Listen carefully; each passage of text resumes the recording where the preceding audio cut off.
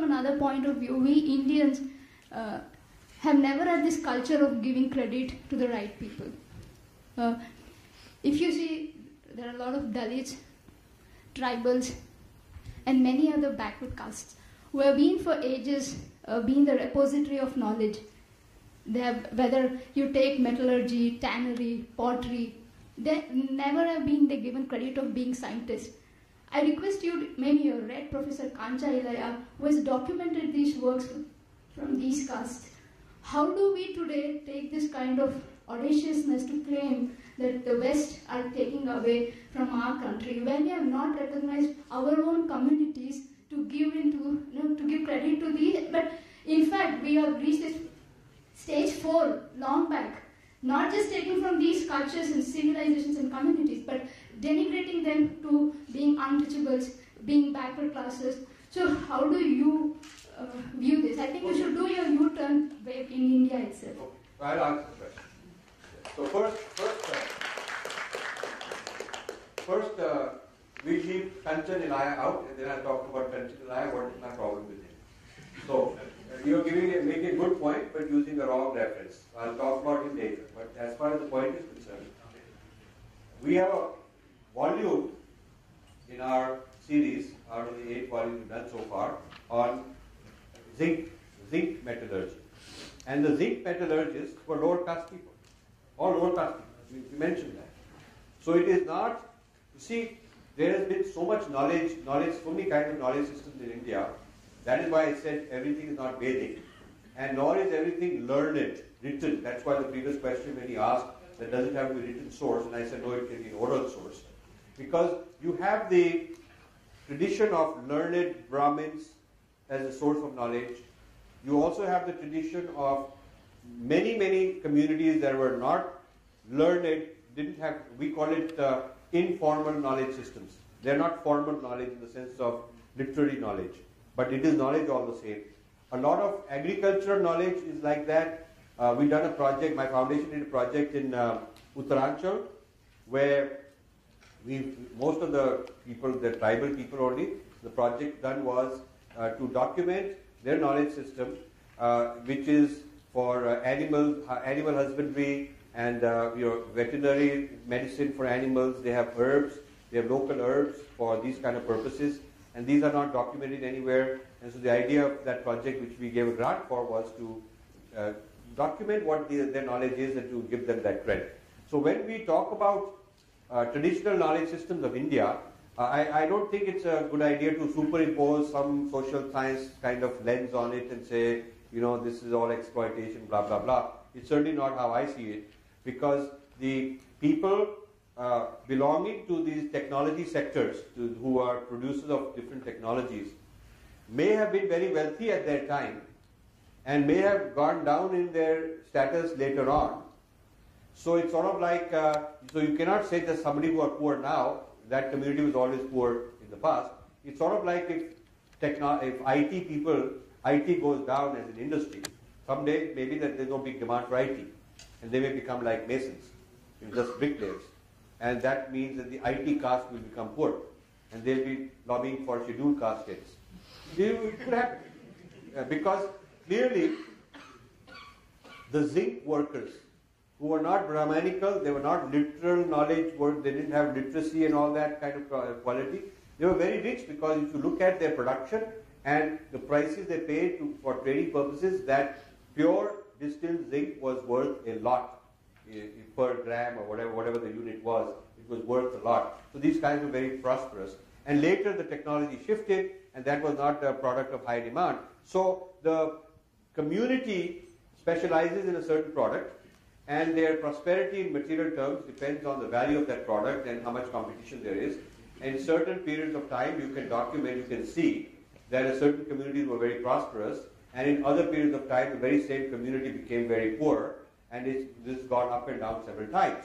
So in our history, there is no, this is a curse, this is a disease of Western imported social science imposed upon Indian society to freeze the caste system. I would like you to study a book I have written called Breaking India, which is available there, which also has a section on Kancha Ilaiah, why I think he's actually breaking India. by politicizing these problems. But if you look at the origin of the caste system, if you want to discuss it, you must study Lord Risley. I don't know if you know Lord Risley. You know Lord Risley. Lord Risley took what was a very flexible jati system, and he had come from England from a training in something called race science. Race science, that was the term for it. The science of races. And evolution and Darwin's theory of evolution was being applied to show that some races are more evolved and more superior, whites being the highest and blacks being the lowest. So his job was working for the British to come up with a hierarchy of Indian races. So he took all the jatis and tried to make a value judgment on what they looked like and who was rich and poor, and tried to classify them into a hierarchy and start doing his censuses, forcing people to comply with that. So the current caste system, which unfortunately the social sciences have adopted as some kind of an eternal system, and the government are also made it official, was started by the British in the late 1800s. So the issue is not caste, because caste is itself a problem that has been created and people have accepted that framework. So you've got to get rid of that whole framework. The issue is giving credit wherever the credit is due. It has nothing to do with Kancha Ilaiah, it has nothing to do with anybody. Giving credit where credit is due, whosoever has done something. So you should look at handicraft workers. They're all people today considered lower caste, but at some point in time they were very prestigious, handicraft, textile workers. You look at metallurgy, as I said to you. You look at medicine. A lot of the surgeons were Shudra class. They were surgeons, Shudra class. So the concept of caste you have today is today. It's a modern concept. You cannot apply this concept as though it has been the same, applicable everywhere in India from early times. The social scientists would like you to believe that because they like to have a class struggle and have a war and have a breakup. That is the agenda which I exposed in the book Breaking India, and I'm opposed to that.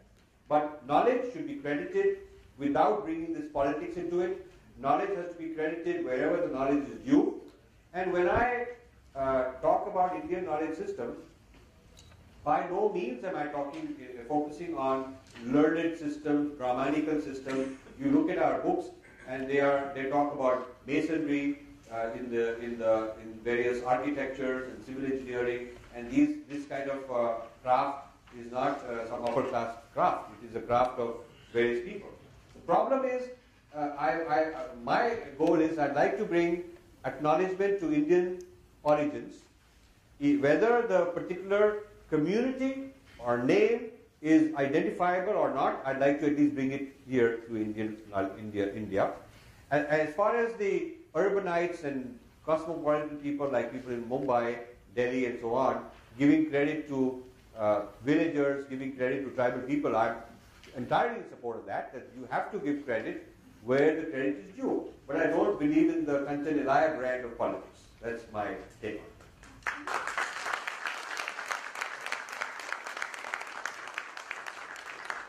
If you want to know more about it, you should read, if you get Breaking India, in the back, in the index, you look under Kancha Ilaiah, and you look at those pages, and you know exactly what I'm saying. Let me just clarify, sir. I'm not talking about the ideology of Kancha Ilaiah. Just like you, how you have documented these works, there's a very small 40 pages book that he has written. I'm not neither a promoter of Kancha Ilaiah here. I'm just quoting that book where he has documented. No, but I'll tell you. No, let me just. I have produced 10 volumes. We have given grants on village and tribal contributions. There's a gentleman in Almora called D.P. Agarwal. He was in TIFR at one time. He retired as a senior guy. We've given a huge number of grants. He was part of our History of Science and Technology project, specifically to document tribal cultures, knowledge systems.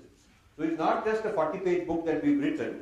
We've given to several scholars to go there and document their knowledge systems and give them proper credit. So he's not the only guy who's doing this. No, I just say that there's this particular book where he has documented different kind of artisans, work that has been done by these very deprived castes, and you can call them castes or different communities. It's a very worthy book to understand our own society. Yeah. And we don't want to bring this ideology here. We might have differences on it, but this is a worthy book to be read by. No, I understand that. But I will tell you an even more worthy book. We have one out there called Himalayan Architecture. We are not selling any book here. Yeah, we are. If you are, I'm welcome to do it in Ireland. Yeah, I'm telling one. We have a book called Himalayan Architecture. It's about 300-400 page book, and it's written by O.C. Handa. And he's a specialist in Himalayan building, construction, which is all done by poor tribes. All the guys who are the masons and who do the plumbing and who do this, some of these buildings have lasted for hundreds of years. They've withstood earthquakes, whereas modern buildings fall. So the modern industrial complex belonging to use your social science language, belonging to the elite is not as good, whereas the native traditions belonging to the average man is superior. And there's a whole book outside with a green cover, and that is what the book is about. So we have also done these kind of books, and I would like you to also read these books. Yes, thank you, sir. But I really don't agree with you of actually denigrating a particular stream of knowledge of social science. I think we need not do that in a. Okay. Now let's talk about a different topic. Now let's talk about social science as a knowledge system. I have serious problems with that. In fact, I have a slide which I presented this morning, one slide on the view of Indian history.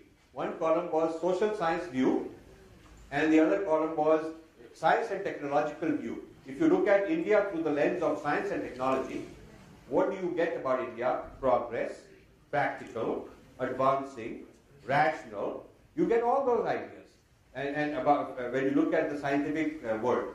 But social science is an imported Western colonized system for colonized Indians. There's not a single Indian model being taught in social sciences in this country. People in the morning were from social sciences complaining about it, and their professors require them to start teaching like them, so a sort of parampara starts. These are Western models that have been brought by colonizers, and our people continue teaching them. And I think one of the serious problems of inferiority complex of Indians has been brought about by social scientists in this country. But, I'm a scientist by training, and I don't think social sciences should be called science, first of all. It's some socialist propaganda. It is not science. Because, science has to have a higher burden of proof and falsifiability and all those kind of things. And social science is a cartel with a certain consensus, and that consensus is created, and until another one replaces it, that consensus is propagated very blindly, and if you're a student, you better agree. I mean, there's very little dissent for a student possible. Okay, keep going. Yeah. No, further. Yeah. Well, keep going, I'll tell you where to stop. It's a table with two columns.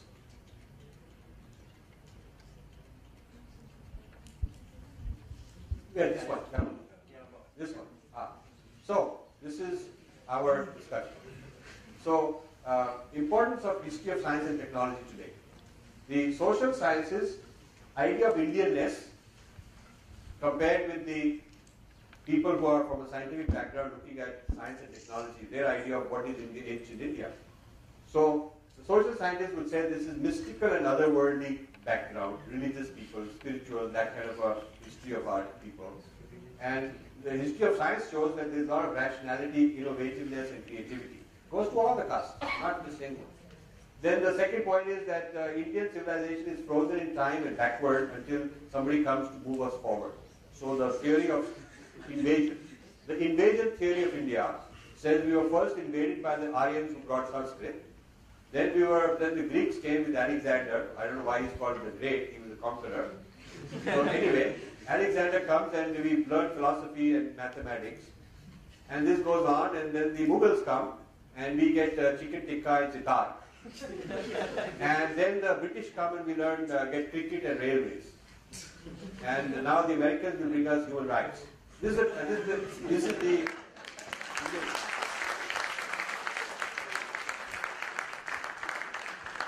and this is so endemic among Indians.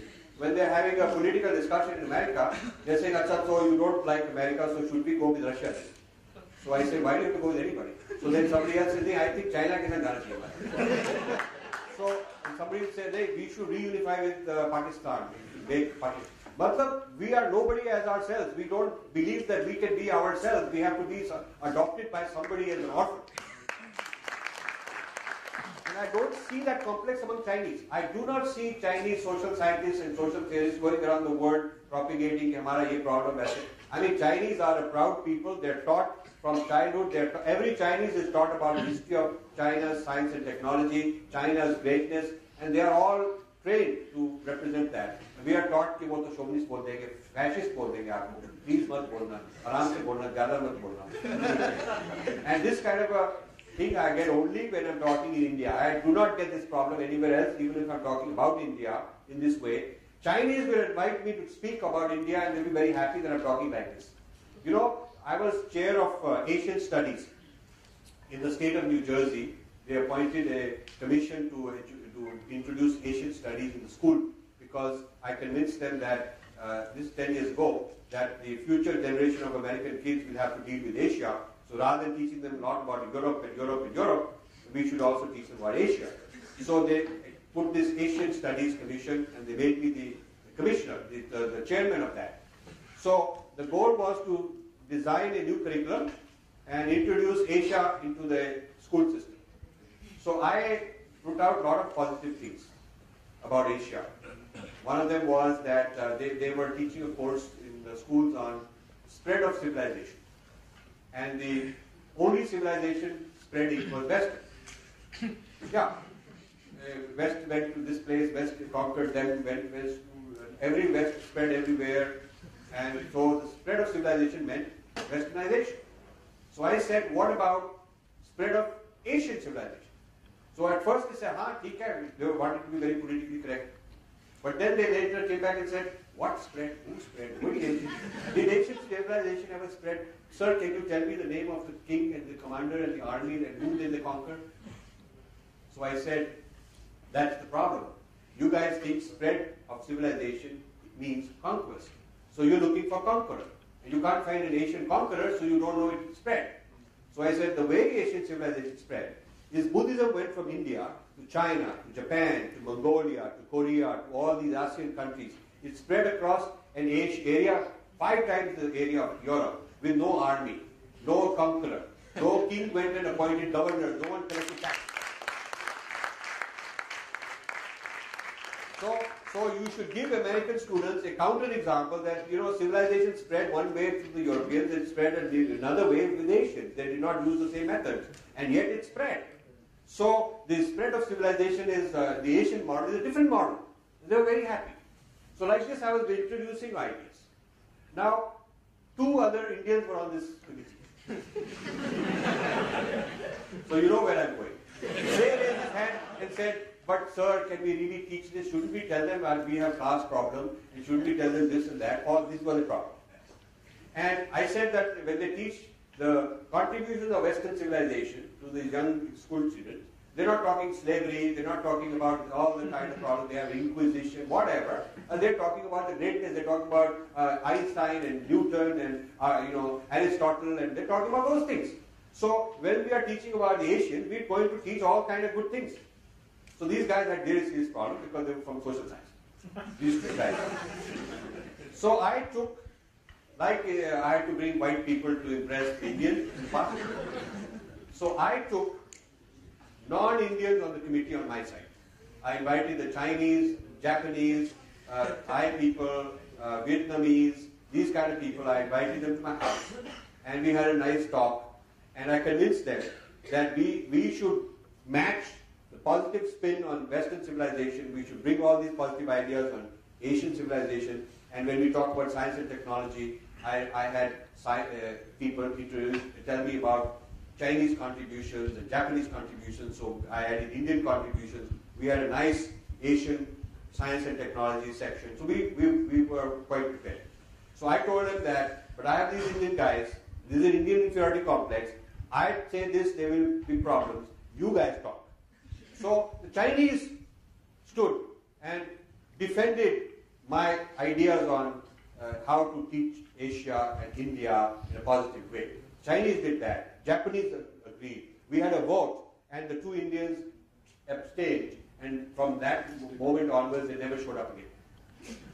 So I have always had this problem with these social science type people, because, and I don't have problem with the Chinese or the American or anybody else being convinced, but Indian guy carries this huge baggage of guilt and burden on his shoulders because he's been taught, wherever we go, we have to show what a bunch of lousy people we are. This is the problem with social science. So then the other thing is, I've coined the phrase, caste, dowry, sati, human rights is the image of India. And on the right side, it is also pluralistic. There's a lot of huge pluralistic respect for diversity in India and interdependent communities, which is part of Indian fabric of society that also needs to be talked about. And then the next one is knowledge came from invaders. This is the social science model. The knowledge came from invaders. So we were basically all violent people fighting, exploiting each other.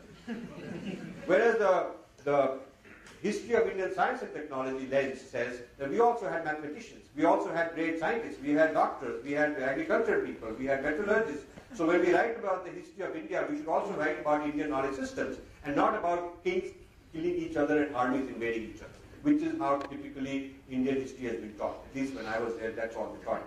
We didn't had any one thing about Indian knowledge system, but we all had who conquered whom and who fought whom is what Indian history is all about. Like a bunch of rats killing each other.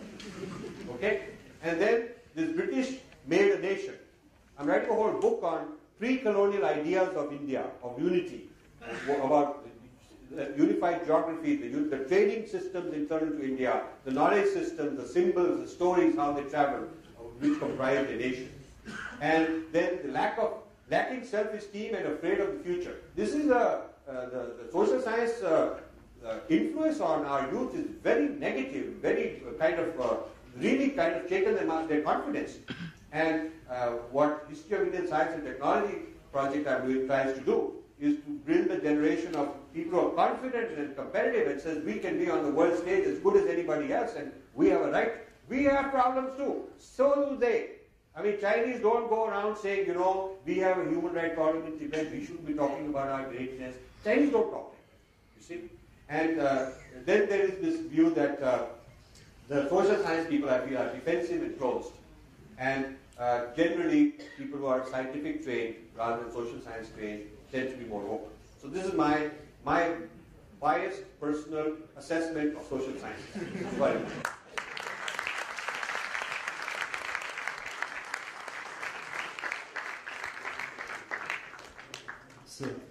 And thank you for being sportive. I need this kind of encounter for fun, once in a while. So